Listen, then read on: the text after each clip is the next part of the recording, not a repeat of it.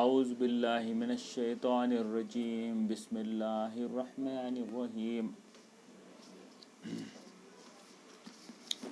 وَإِن يَمْسَسْكَ اللَّهُ بِضُرٍّ فَلَا كَاشِفَ لَهُ إِلَّا هُوَ وَإِن يَمْسَسْكَ بِخَيْرٍ فَهُوَ عَلَى كُلِّ شَيْءٍ قَدِيرٌ اگر اللہ تمہیں کسی قسم کا نقصان پہنچائے تو اس کی سوا کوئی نہیں جو تمہیں اس نقصان سے بچا سکے، اور اگر تمہیں کسی بھلائی سے بہرہ مند کرے تو وہ ہر چیز پر قادر ہے۔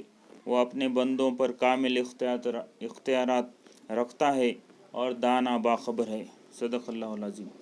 یہ سورہ المائدہ کی آیت نمبر 17 ہے۔ اس کی تفسیر میں اس طرح سے حدیث آئی ہوئی ہے، اس کو معارف القرآن میں مفتی شفیع صاحب نے نوٹ کیا ہے۔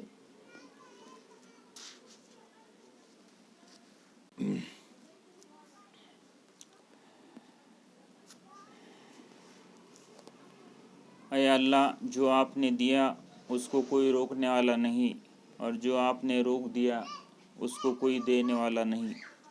امام بغوی رحمۃ اللہ علیہ نے اس آیت کے تحت حضرت عبداللہ بن عباس سے نقل کیا ہے کہ ایک مرتبہ اللہ کے رسول صلی اللہ علیہ وسلم سواری پر بیٹھے تھے۔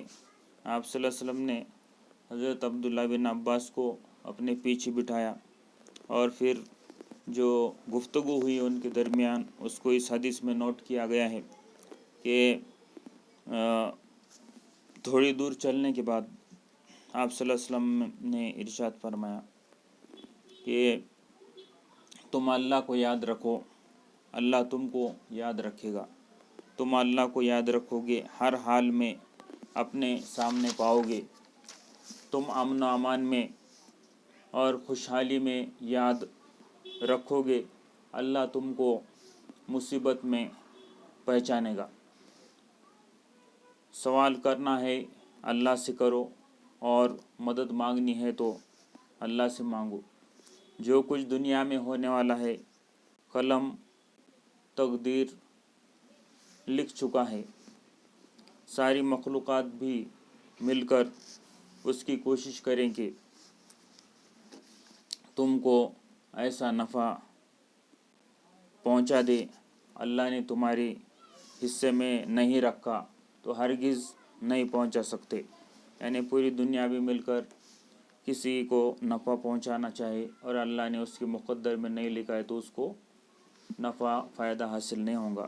اور اگر سب مل کر کوشش کریں کہ کسی کو نقصان پہنچانے کی تو نقصان نہیں پہنچا سکتے جتنا اللہ نے اس کے مقدر میں لکھا ہے۔ اس کے بعد اللہ کے رسول نے آگے ارشاد فرمایا کہ صبر پر عمل کرو۔ اگر تم ایسا اگر اس پر قدرت نہیں تو صبر کرو، کیونکہ اپنے خلاف تباہ ہونے والی چیزوں پر صبر کرنے میں بڑی خیر و برکت ہے۔ یعنی اپنے خلاف جو بھی ہو رہا ہے دنیا میں اس پہ صبر کرنا چاہیے۔ اور آگے ارشاد فرمایا کہ اللہ کی مدد صبر کرنے والوں کے ساتھ ہے، اور مصیبت کے ساتھ راحت اور تنگی کے ساتھ فراگی ہے۔ یہ حدیث ترمذی اور مسند احمد میں بھی بیان کی گئی ہے۔ اللہ سے دعا ہے کہ اللہ تعالی ہمیں اس آیت پر مزید غور و فکر کرنے کی اور عمل کی توفیق دے۔ وما علینا الا البلاغ۔